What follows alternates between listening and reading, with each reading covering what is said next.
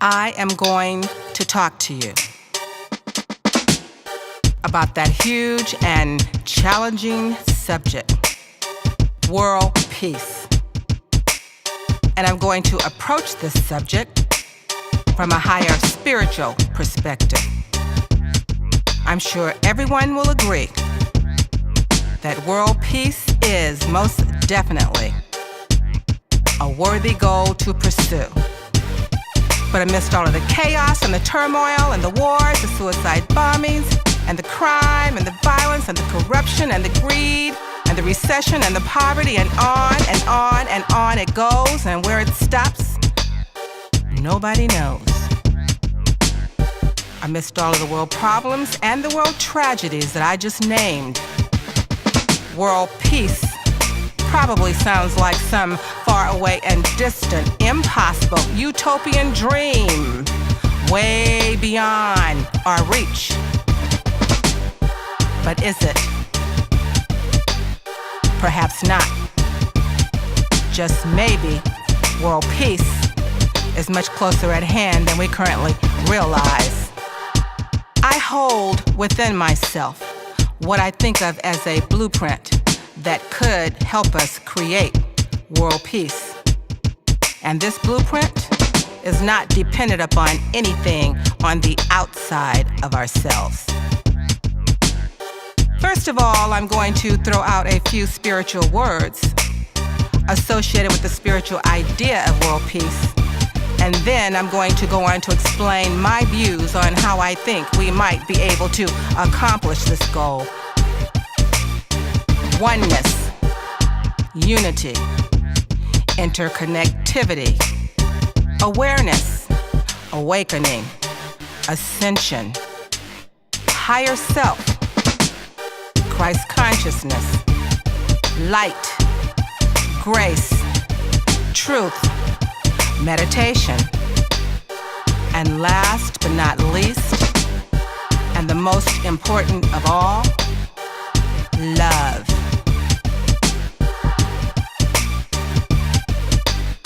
Love is known as the most powerful force in the universe. Love is also said to be the glue that God uses to bind all of us together. So by now, you are probably beginning to realize that I'm not talking about a romantic type of love that involves being in love with another person. I am talking about the kind of love that the Greeks call agape.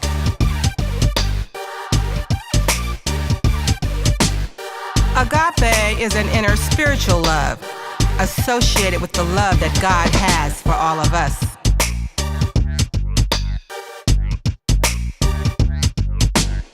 But with all of the negativity on the planet, one might tend to ask, where is this love? Well, perhaps this love is much closer at hand than we currently realize.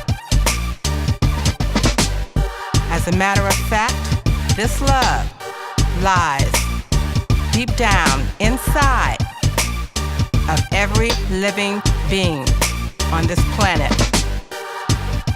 Way deep down in the deepest part of our heart centers, far beneath the dysfunctional ego sense of who we think we are, there is a sacred area.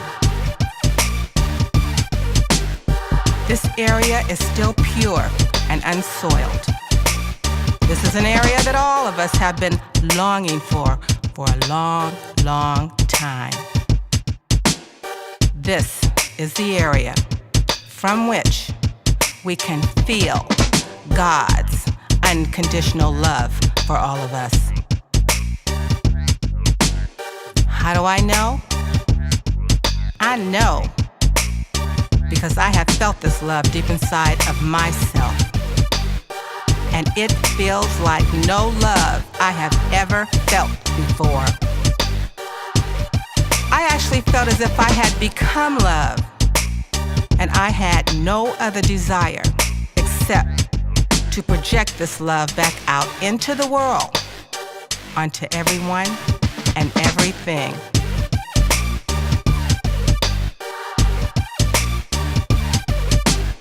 Now I know I'm not special, so I have no doubt that this same love lies deep down inside of everyone.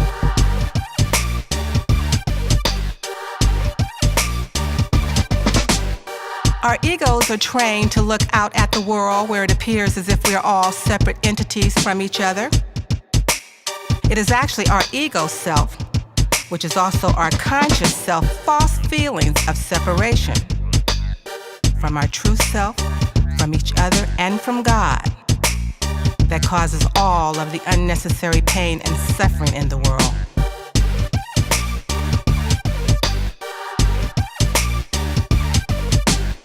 Now, don't get me wrong.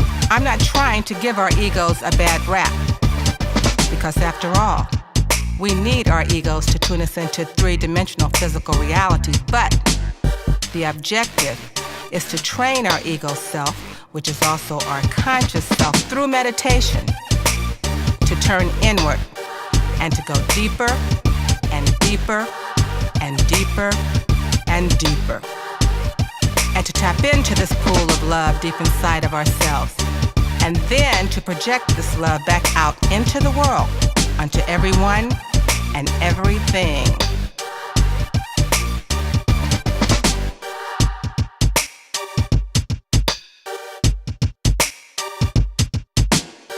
In closing, I would like to say, I have no doubt,